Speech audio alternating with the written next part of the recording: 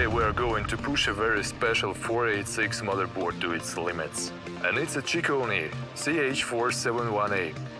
The same board was used to build my first 486 back in 1995. So I have very warm feelings about it. It came equipped with S3 805Q VLB video card and 4 MB of RAM. After some time I have upgraded to 8 MB. If I recall it right, my DX4100 setup gave me around 8 FPS in Quake using time demo. And I always wondered, what would I gain if I install more decent CPU or more decent VLB video card? The 486 VLB question remained unsolved. Well, till today. In the end, we will find out what was Chicony CH-471A capable of. Let's go! The first setup is going to be an AMD DX400, 16 MB of RAM and 256 KB of system cache. For now, we're going to use the BIOS default settings as a starting point. The video card in the first test is based on S3 805Q chipset.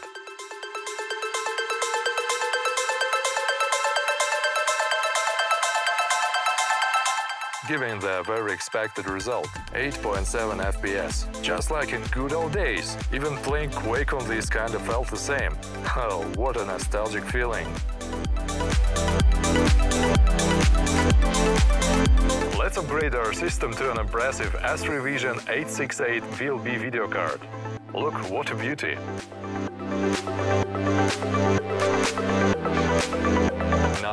FPS. The increase is only 0.3 FPS. Now let's swap to even more juicy S3 Trio 64 VLB video card. This also results in 9 FPS, no difference, at least on 100 MHz CPU. And that VLB card is made by ARK company. Let's test it out. This card introduced some flicker to my OSSC capture box, so I had to use some generic VGA to HDMI converter that surprisingly did not flicker. But there was a significant loss in the quality of the video signal. Again, the result is 9 FPS. Now let's upgrade our CPU to 133 MHz AMD. This Chicony CH-471A does not support the 4x multiplier, so we are forced to use the X3 multiplier with the 40 MHz bus, giving us 120 MHz for the CPU in the result. We will pretend to be a novice user and continue to use BIOS default settings for this CPU as well.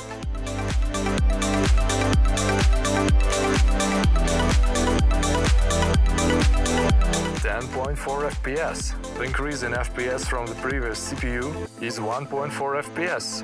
Not much, but significantly better than what video card upgrade gave us. How about we expand the system board cache this time? What it will bring us on the DX4120? I have to mention that the BIOS settings for the DX4120 actually changed from default settings for the DX4100. These board defaults use slower memory timings on 40 MHz bus. Of course, we will tweak the BIOS settings later. So what 512 KB of cache gave us?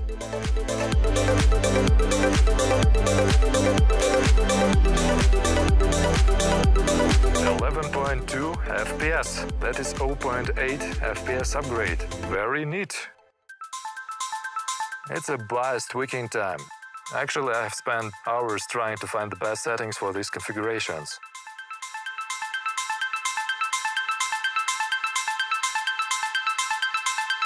.2 FPS. A 2 FPS increase, the biggest increase since the testing has started. Please note that we're currently in write-through external cache mode. RAM. Let's upgrade it to 32 MB, using 2 modules, both 60 nanoseconds fast page.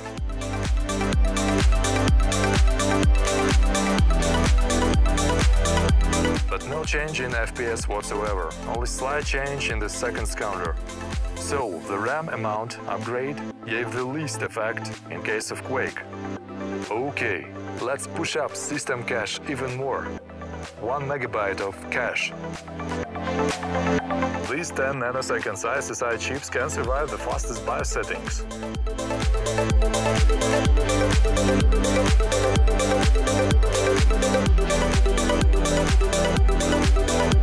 The result is 13.7 FPS, not as much as 512 kilobytes gave us, but still it's a 0.5 FPS increase. And one more BIOS tweak. Let's try to use write-back caching scheme for the external cache.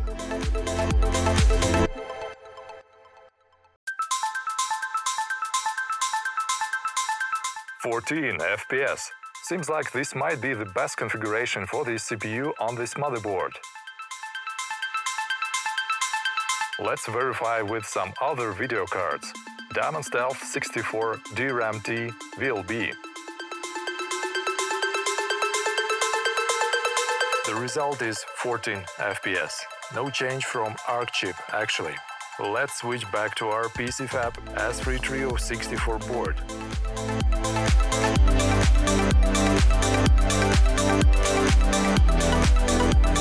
And again, 14 FPS. It looks like we have a bottleneck somewhere else. It's not RAM, not system cache. It has to be the CPU. Now, I want to refer to another YouTube channel, to CPU Galaxy Tests. This channel have tested all high-end 486 CPUs from Cirrus and AMD. As of 2022, CPU Galaxy has a current world record for Quake FPS on 486. That is achieved on 200 MHz and resulted in amazing 21.6 FPS. And there is a nice CPU Galaxy video where the author came to the conclusion that the best CPU for 486 socket 3 actually is Pentium Overdrive. This CPU achieved 23.5 FPS in DOS Quake. Will we be able to beat this result today? I will leave the links to CPU Galaxy tests in the description. So, on socket 3, nothing can bring you better performance than this. Chicony, say hello to your new friend. We will continue with our tuned BIOS settings, and we are still together with PCFab S3 Trio 64 and write-back cache mode. At first, we will test it on 33 MHz bus. This processor has fixed multiplier to 2.5, and the actual CPU frequency is 83 MHz.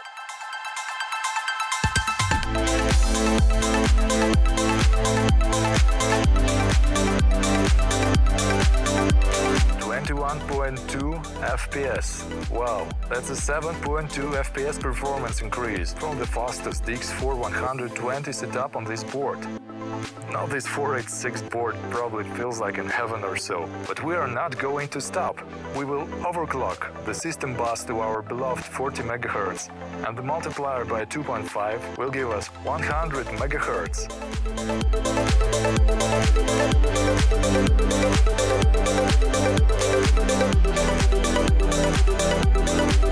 25.4 FPS, a precious 4.2 FPS boost. This is getting serious, and we're past CPU Galaxy result on the socket 3 system. It's not a 486 processor, but let's say we're heading for the world record FPS in socket 3 category. Now that is a very impressive setup for 486 board, 32 MB of RAM, 1 MB of very fast cache, and S3 Trio 64 with a fast DRAM. I doubt that someone could afford to build such a setup back in the day. And I'm for VL bus, since it was native to socket 3 systems, unlike PCI. Now we have a pure 486 motherboard, operating at never-before experienced performance levels. This shows us that 486 architecture was actually very capable in its day. Okay, I will fall back to write-through caching for the external cache. Let's see how it will affect the performance.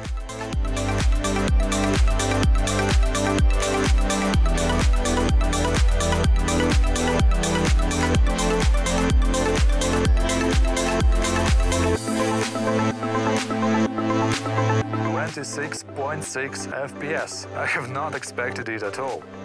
Looks like a 486 DX4120 loves the write-back scheme, and Pentium Overdrive is the opposite. But we want more. During these tests, no matter how much RAM you have in the system, Quake still reads some data from the disk during the gameplay. There comes the question: How do we speed up the disk subsystem? Install some VLB IDE cache controller? There is an easier and probably more effective way. Let's create a RAM drive and copy the whole Quake there. It's a demo version of Quake, so it will fit easily.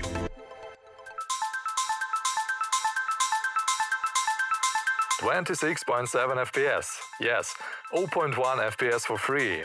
We no longer have to deal with micro-lags caused by the disk I/O. Let's insert some other top-performing VLB cards instead of S3364 to see if we can go any further. Here goes the ARK chip. The same 26.7 FPS. No change. Chips and technologies.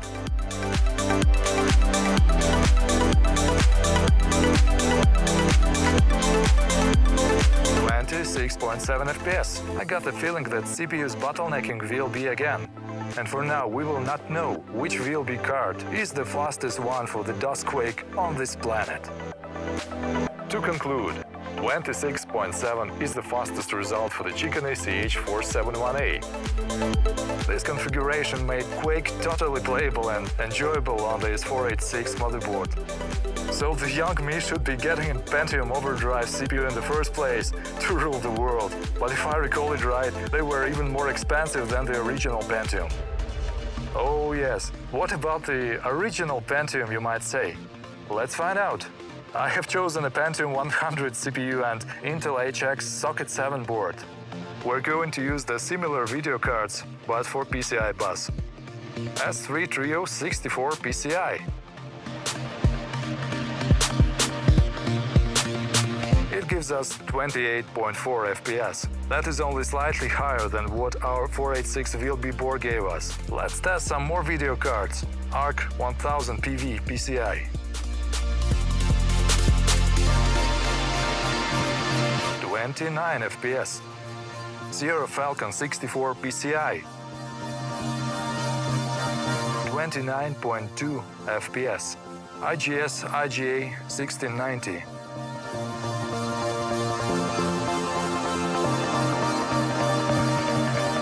Only 26 FPS. That's even less than the 486 result. So my conclusion is that 486 Pentium is near equivalent to the real Pentium in DOS Quake. That is what I could have never guessed previously. I'm glad you have survived till this part. So as a bonus for your patience, I will present you a test of almost all my VLB cards in decreasing performance. We will start from the cards that gave a near top performance on this system. We might give them an honorable second place. That is a UMC Diamond Stealth card based on S3 Trio 32, another S3 Trio 32 card, and NCR VLB video card. This one was very hard to find. I have spent like years searching for it. All these cards achieved 26.6 FPS. Now to the cards with a high performance, a third place we might say. A Diamond Stealth S3 Trio 64, 26.5 FPS. And this is a really cool card on S3 Trio 64 V Plus for VLB bus. I have failed to install the second megabyte of RAM. One slot is slightly damaged. This probably could give us a little more performance, and this card could be the leader. Hopefully later I will fix it and retest. But for now, 26.4 FPS. ATI Mach 32. Not a bad card. I hope to get my hands on Mach 64 someday. So the 32 is at 26 FPS. S3 Vision 968. A really neat looking PCB design. 25.9 FPS. Avance ProMotion VLB. This is a rare card in its VLB design. Quite a good performer. 25.7 FPS. Western Digital card. 25.7 FPS. S3 Vision 964, 25.5 FPS. Cirrus Logic 5429. That's a very common card. Inexpensive workhorse, you might say. 25.4 FPS. And here's the point where performance drops below 25 FPS. So you should not consider using these cards for your brand new top performance 486 build if you like to play Quake in DOS. S3928G 24.6 FPS, S3805Q 24.6 FPS, S3805P just for comparison 24.6 FPS, S3805Q from Diamond Stealth, and again 24.6 FPS, and this card was not very stable on 40 MHz bus. Trident 9400 CXI, a low-cost solution back in the day, but for the price it was still really good, 23.5 FPS. The same Trident chip on different PCB and different memory, 22.6 FPS. This probably proves my point that S3364V Plus VLB could have performed better with some other memory in its banks or just more memory. IAT, it's an exotic card to me. Unfortunately performs worse than Trident. Still very cool looking PCB, 22.2 FPS. MediaVision Pro Graphics 1024. It claimed to be the world's fastest accelerator on its box, but in reality it just uses Cirrus Logic chip underneath the cool sticker for DOS and performs bad, 19.7 FPS.